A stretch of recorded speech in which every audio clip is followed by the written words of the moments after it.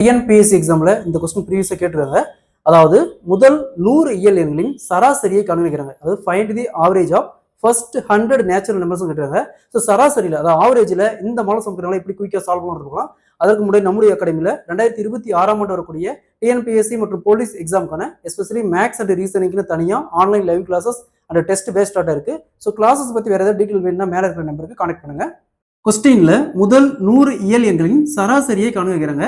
So இயல் எண் அப்படின்னா 1லேருந்து ஸ்டார்ட் ஆகும். 1, 2, 3, 4 அப்படியே 100 வரைக்கும் போகும். சரிங்களா? ஸோ இந்த மாடல் சமைக்கிட்டாங்களா இதுக்கு ஒரு ஃபார்முலா இருக்கு. அதாவது n + 1/2. ஸோ n அப்படிங்கிறது ஹையஸ்டா என்ன சொல்லியிருக்காங்க 100. அப்போ 100 + 1/2.